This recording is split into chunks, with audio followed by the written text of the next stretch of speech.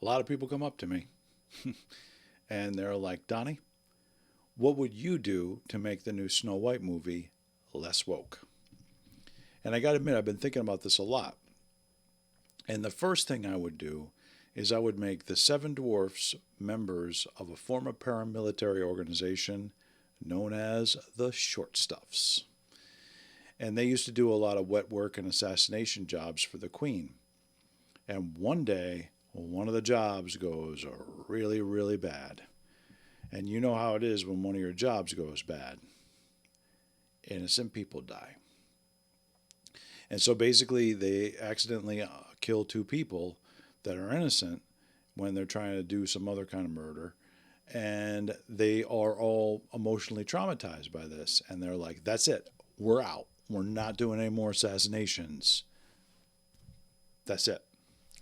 And they decide to go off to the forest and cut wood, which a lot of retired assassins do. And I'm definitely going to keep the name Doc because I think if you're a paramilitary organization, you're in need of Doc. But the other dwarfs are called Sniper, the Raven, Cutlass, Executioner, 20 millimeter, and Bloodsport. And so those are the new updated dwarf names, which I think is going to work out pretty well. And, during that bad operation where the innocent people die, who wound up getting killed? Nope. It was Snow White's parents. Yeah. So, like, they always had a soft spot in their heart for Snow White because they killed her parents on accident. And so they're always watching out for her from a distance, from the forest and such, keeping an eye out for her. And they're still deeply connected to the assassination community, too, because it's a really tight knit community. They'll get together on the weekends a lot and play Settlers of Catan or like Risk or something. And so they still know what's going on in the assassination community because one of their best friends, I'm hoping he's going to get played by Ian McShane because Ian McShane was the hotel keeper in John Wick. Ian McShane tells them what's going on with all assassinations and killings and murders and stuff. And so Ian McShane comes to the dwarfs one day and he's like, hey, listen, the queen is going to have Snow White killed because she's getting a little bit too hot. She's like 19 now. She spends a lot of time in the castle in boy shorts and a t-shirt, and you guys got to take care of this or that girl's dead. And so the seven dwarfs are like, you're right, we better take care of this. And so they get lubed up. They start loading up a lot of magazines, putting ammo straps on, and they go out and they save Snow White from certain death. The people get exploded. There's like, people get impaled on different varying sharp instruments. People get run over. One guy gets a grenade stuck up his ass. That's how intense it gets. And so they bring Snow White back to their house in the forest, and they proceed to bond with her because they teach her kung fu and sword play and how to double hold machine guns. And so everything seems really heavenly and idyllic for a little while they live happily in the forest until one night one of the dwarfs has a little bit too much fruit wine. And he says to Snow White, hey, listen, I'm really sorry we killed your parents. And Snow White didn't know about this. And Snow White's like, what? You guys killed my parents? And other dwarfs are like, because now the cat's out of the bag. And the guy tries to say, no, I didn't.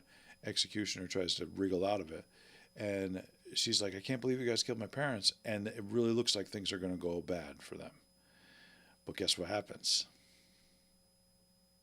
The Queen's Guard busts in. They bust in from like windows, they come down the chimney, they come up from the floorboards, and they're all in the house all of a sudden. And everybody's got to do like a lot of fighting and punching and stuff. There are multiple roundhouse kicks, multiples.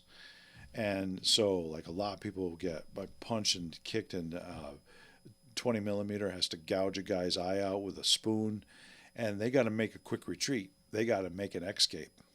And so they try to get into their SUV and drive out through the forest, but I got bad news for you. Doc gets shot. Yeah, and it's pretty bad. And so he's in the back seat and he's bleeding out, and it's serious. I'm thinking like it's gonna like be like Tim Roth in Reservoir Dogs or Giovanni Ribisi in Saving Private Ryan. Like it's pretty emotional. And you know, Doc says, while he's got like the blood bubbles and the one thing that comes down from there when you get shot, he's like, Snow, please forgive me. We never meant to kill your parents. And Snow White's like, I will always forgive you, Doc. And I don't know if she's going to sing a song at this point or not. I haven't decided yet, but she probably will, because I will always forgive you. Like if you think of like Celine Dion singing that, that's gonna be pretty cool. But this brings out Snow White's inner toxic masculinity, and she decides she's going to get some vengeance for Doc. And I know a lot of you are going to be like, Donnie, you can't make the woman the hero in a movie that's anti woke. But hear me out. It's going to be toxic masculinity that she uses to get vengeance. Because remember, it's bad when men have toxic masculinity, but when women display toxic masculinity in movies, it's cheered and applauded. And so she is going to go full on roid rage. She's going to go back and she's going to sharpen the ends of her tiara. And she's basically going to go to the kingdom and she's going to fling that tiara and it's going to cut people's heads off and return to her like a boomerang. And and every time she does it, you know what she says? After she cuts somebody's head off, she says, you just got snowed. Because her name's Snow White. And so she says, you just got snowed. And it's like, it's kind of a play on her name. And I'm thinking it's a tagline, essentially, for the movie. And I'm hoping they're going to use it in Snow White 2 and the Six Dwarves. Because, Doc dies in this one. But yeah, she busts into the castle where the queen is and goes up to the queen's secret lair. And the queen is like, oh. And she's going to be all like, regal and stuff. Oh, hello. I have an accent. Oh, hello, Snow White. Welcome to my castle of evil. And Snow White's going to be like, you know what? You just killed Doc, and I'm here to give you your medicine. And the queen looks a little bit shaken. She's like, well, I understand that, of course. Why don't you have a refreshing apple before our battle royale?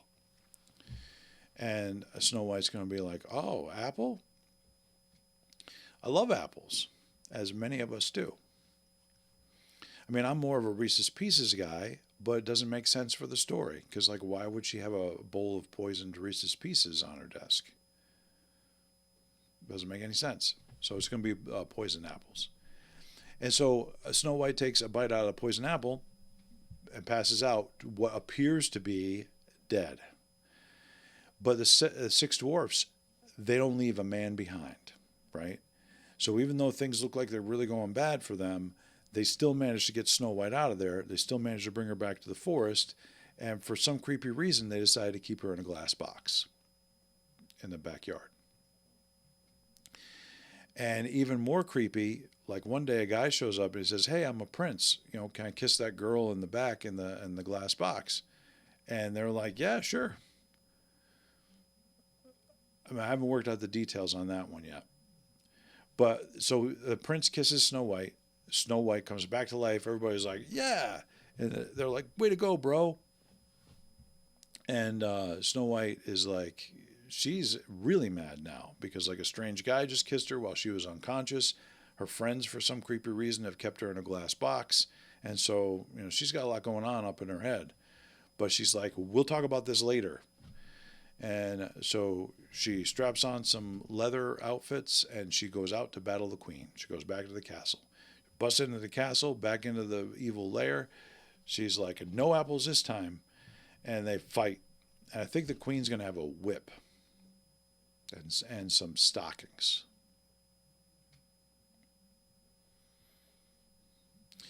And so big fight. they're all over the place and knock stuff over. The apples get knocked off the table. The apples are rolling around on the floor. And Snow White grabs one of the apples. And so she grabs one of the apples, she picks it up, and she shoves it into the queen's mouth. And she's like, "How do you like them apples?" Because I thought I would take that line from Good Will Hunting with Matt Damon. And, now the queen is passed out.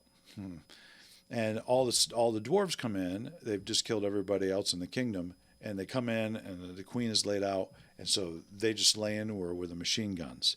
And I was thinking like the end of Inglourious Bastards, right? It is.